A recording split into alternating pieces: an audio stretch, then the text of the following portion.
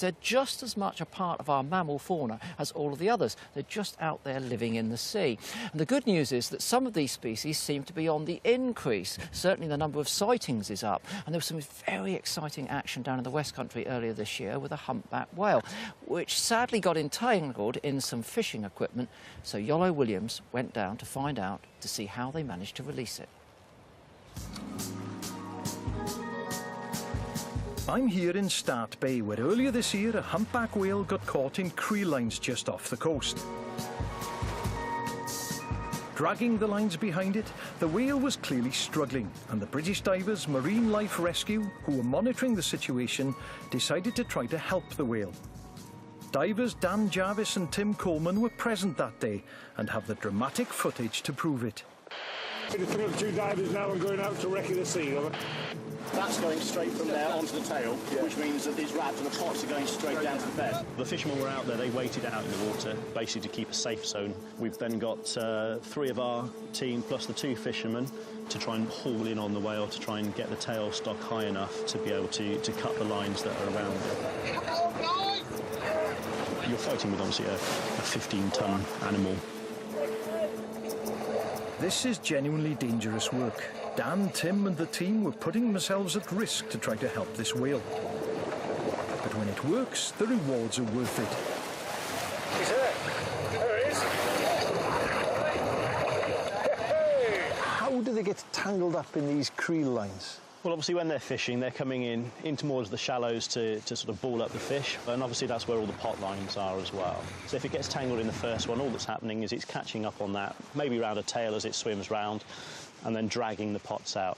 And of course, no sooner had you cut it loose than just a few weeks later, it came back and it was tangled up all over again.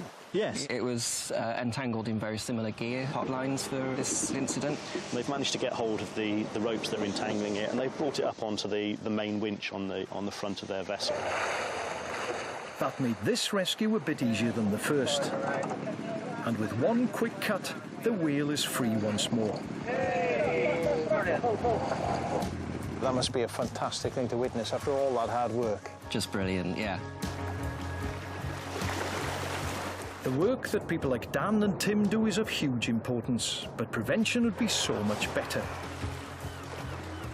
So what can we do to stop entanglements like these and the many hundreds of similar incidents that occur with dolphins and porpoises every year? I've come to meet Ross King, a third-generation fisherman who's been using sound in an attempt to keep marine mammals away from his nets. You're trialling some new technology. What is it?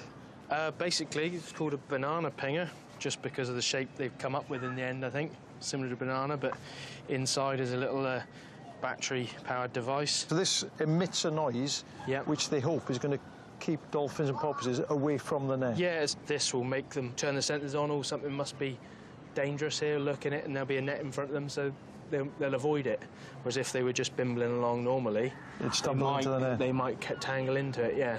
So you've been using this for 12 months now. Have you caught any porpoises or dolphins in that time? No, still haven't. I never have done. But I can say that I haven't caught a dolphin still in this net, and it doesn't affect the way I fish with it.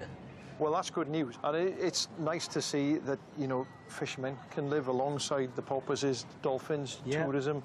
They're all fitting in together. We'll like to see it anyway. It's something nice to see swimming by the side of the boat. They'll come up under the bow, ride the bow wave for a few miles or even just for 30 seconds and then go on their way again. And it's not just off the Cornish coast this new technology is being trialled. Around the world there's a huge effort to solve this problem, with millions of pounds being invested to try to bring cetacean entanglement to an end. Here's a sobering fact for you. Over 300,000 whales and dolphins are killed worldwide by becoming entangled in fishing gear every single year. And wouldn't it be wonderful if the pioneering work carried out by fishermen like Ross here in Newquay resulted in these figures coming tumbling down? It's certainly a huge step in the right direction to protect our valuable marine wildlife.